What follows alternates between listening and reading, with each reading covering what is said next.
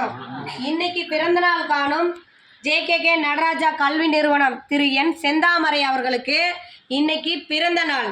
நமது பாச மரக்கட்டளை பாச முதியோர் இல்லம் சார்பாக திரு அம்மா செந்தாமரை அவர்களுக்கு இனிய பிறந்த நாள் நல்வாழ்த்துக்கள்.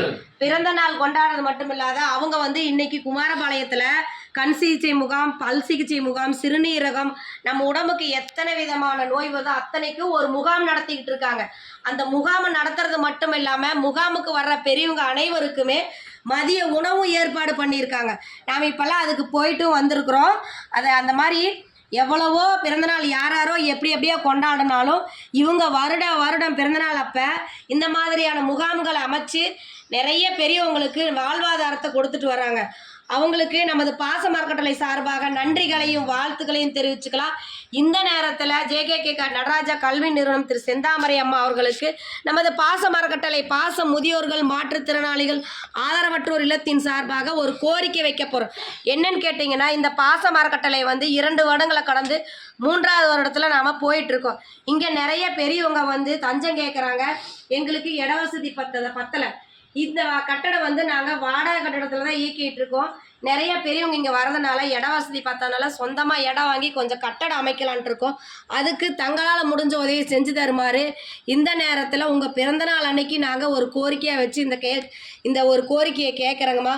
உங்களால் முடிஞ்ச உதவி எங்களுக்கு செஞ்சு தருமாறு இந்த நேரத்தில் எங்கள் பெரியவங்க சார்பாக கேட்டுக்கிறோம். சொந்த கட்டடம் வேணும், சொந்த கட்டடம் வேணுங்கிறது. இடம் ரொம்ப சுருக்கமாக இருக்குது, சாப்பிட்றதுக்கு பிடிக்கிறதுக்கு எல்லாத்துக்கும் ரொம்ப சுருக்கமாக இருக்குது. எங்களுக்கு சொந்த கட்டடம் வேணும், அதுதான் நாங்கள் கேட்டுக்கிறோம். அதான் எங்களுக்கு அமைச்சு கொடுங்க. எங்களுக்கு ஏதோ ஒரு உதவி செய்யுமா. எங்களுக்கு நாங்கள் இந்த எல்லாம் இடம் சிக்கனமாக இருக்குது. எங்களுக்கு இங்கே எல்லாம் பெரியவங்க எங்களாட்டம் எத்தனை பேர் கேட்டுட்ருக்குறாங்க. எங்களை இங்கே இடம் வசதி பத்தலை.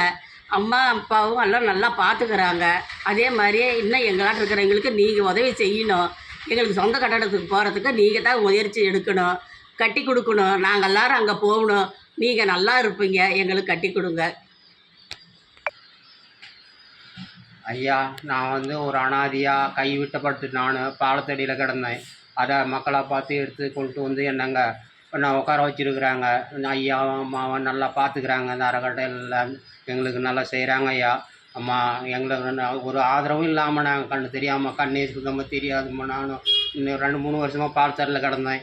அதே போல் நல்லாங்க பெரியவங்களை வச்சு நல்லா பார்க்குறாங்க. இங்கே இடமே இல்லைம்மா. அவங்களும் வாடகை கட்டடத்தில் வச்சுக்கிட்டு ரொம்ப கஷ்டப்படுறாங்கம்மா. அது அவங்களும் ஏதோ வேலை செஞ்சு கஞ்சி ஊற்றுறாங்கம்மா. ஏதோ ஒரு உதவி செய்யுங்கம்மா. அதனால நாங்களும் ரொம்ப கஷ்டப்பட்டுருக்கோம். ஒரு சொந்த கட்டடமாக அமைச்சு இன்னொரு வர்றாங்க, நிறைய பேர் வர்றாங்க போது எங்கள் அதறி கேட்குறேன் நான். அவங்க வந்து போகிறாங்க, திரும்பி போகிறாங்க. பாவம் பெரியவங்களும் நாங்களும் அந்த மாதிரி தான் கிடக்குறோம். ஒரு கட்டடம் வாங்கி ஒரு இடத்த வாங்கி ஒரு கட்டடத்தை அமைச்சு கொடுத்தீங்கன்னா அறிஞ்சு நீங்கள் உங்களுக்கு தெரிஞ்சவங்க இன்னும் இருக்கிறவங்க எல்லாத்துக்கும் சொல்லி ஒரு சின்ன மனையாக அமைச்சு எங்களை சொந்தமாக உட்கார வச்சிங்கன்னா ரொம்ப நன்றியாக இருக்குமாம்மா. அதை செஞ்சு கொடுங்க அம்மா. அதை செஞ்சு கொடுத்தாக்கா எங்கள் வாழ்வாதாரமும் நல்லா இருக்கும், எல்லாருமே நல்லா இருப்போம்மா. சாமி அம்மா, திக்கற்றவர்கள் சேர்ந்துருக்கோம். அவங்களும் நல்ல முறையில் வச்சு பராமரிக்கிறாங்க. மேலும் இட வசதி இல்லாதனால நிறையா பேர் தினம் கேட்டுருக்கிறவங்களுக்கெல்லாம் அவங்க தகுமானம் சொல்லிட்டுருக்காங்க. அவங்களால வச்சு பராமரிக்கிறதுக்கு எங்கள் இட வசதி இல்லாதனால சொந்தத்தில் ஒரு இடத்த வாங்கி கட்டிடத்தை அமைச்சாக்க நல்ல முறையில் வச்சு பார்த்துக்குவாங்க. எங்களெல்லாம் இன்னும் வர்றவங்களையும் காப்பாற்றுவாங்க. அது உங்களுடைய கருணையினாலையும் உங்களுடைய அன்பு தயவுனாலையும் அதை நடக்கட்டும்மா. உங்களால் முடிஞ்ச உதவியை நீங்கள் செய்யுங்க. அம்மாவுக்கு வணக்கம். நாங்கள் இங்கே முதியோர் இல்லத்தில் இருக்கிறோம், பாச முதியோர் இல்லத்தில். இங்கே நிறைய பேர் தஞ்சம் கேட்டு வராங்க, இடம் பத்தலை. நாங்கள் ஒரு 35 பேர் இருக்கோம். அதுக்கு தான் சரியாக இருக்குது. இன்னும் அவங்கெல்லாம் வந்தாங்கன்னா சேர்த்துறதுன்னா நீங்கள் ஏதோ ஒரு உதவி பண்ணி எங்களுக்கு கொஞ்சம் இடம் பெருசாக பண்ணி கொடுங்க. அதை வச்சு நாங்கள் இன்னும் எங்களுக்கும் துணையாக ஆளுங்க வருவாங்க.